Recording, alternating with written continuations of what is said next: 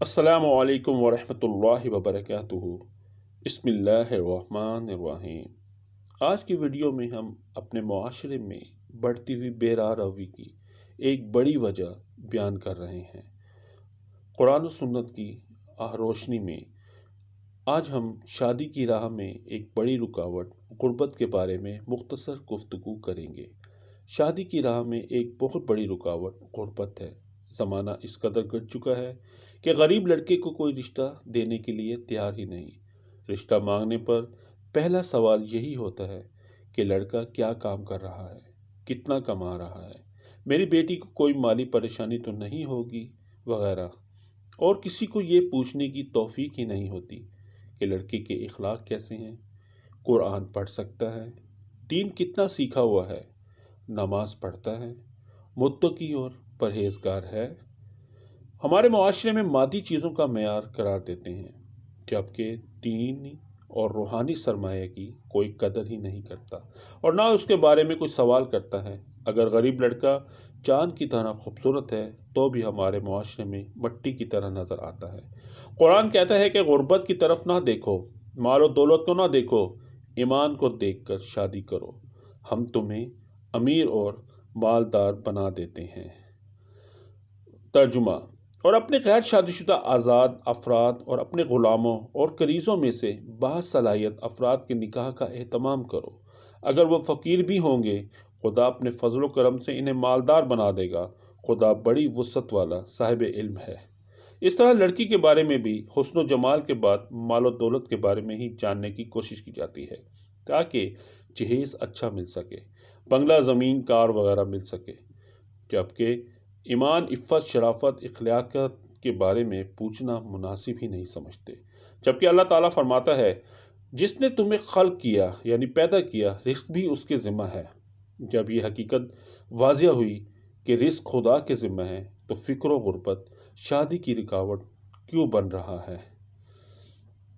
اس کا واضح مطلب یہ ہے کہ جن کا خدا پر ایمان کامل اور توکل ہے وہ اللہ کو اپنا رازق سمجھتے ہیں، ہر کام یہاں تک کہ شادی بھی اسی کے بھروسے پر کرتے ہیں، اور اللہ تعالیٰ ایسے لوگوں کو اپنے وعدے کے مطابق بے حساب رزق حلال عطا کرتا ہے، بلکہ ایسی جگہوں سے رزق دیتا ہے جہاں سے کچھ ملنا انسان کے وہم و گمان میں بھی نہیں ہوتا، مگر اللہ تعالیٰ اپنا وعدہ پورا کرتا ہے۔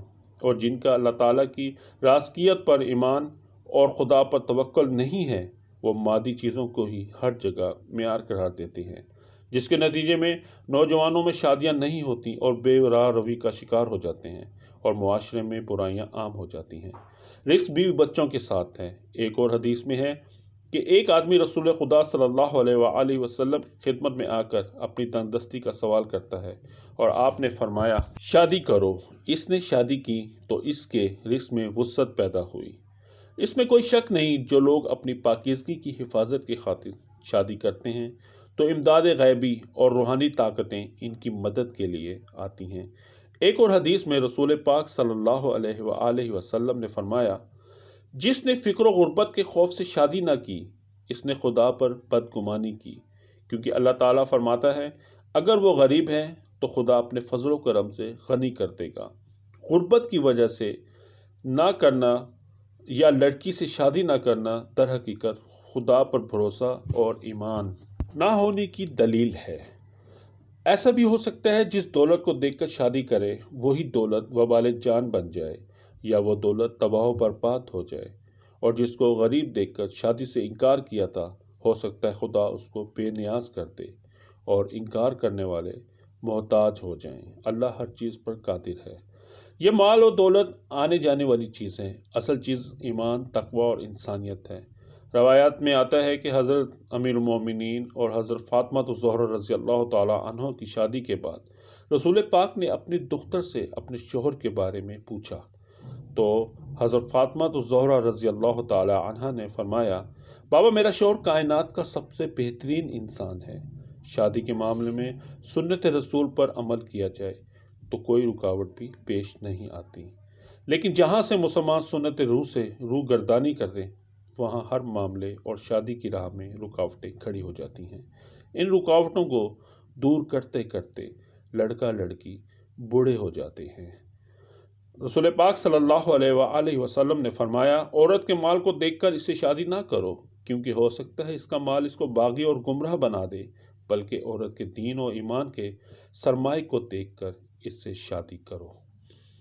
مال انسان کو بغاوت و گمراہی کی طرف لے جاتا ہے۔ ایمان و دین، تقوی، روحانیت، معاونیت انسان کو انسانیت کے دائرے میں رکھتا ہے۔ اسلام فقر، غربت کو مانع ازواج نہیں قرار دیتا۔ غریب ہو تو کوئی بات نہیں، شادی کرو۔ رسول پاک صلی اللہ علیہ وآلہ وسلم نے فرمایا، جو فقر و غربت کے خوف سے شادی نہ کرتا ہو وہ ہم میں سے نہیں ہے۔ غربت کو شادی کی راہ میں رکاوٹ سمجھنے والوں رسول پاک نے مذمت کی ہے۔ فرمایا، ایسے لوگوں سے ہمارا کوئی تعلق نہیں، وہ ہم میں سے نہیں ہیں۔ ہمیں چاہیے کہ مادی خواہشات کی پیروی کرنے کے بجائے قرآن و سنت کا راستہ اپنائیں، تاکہ ہمارے معاشرے میں بگڑتی ہوئی یہ بے راہ روی کے شکار نوجوان راہ راست پر آئیں۔ جزاکم اللہ خیرہ۔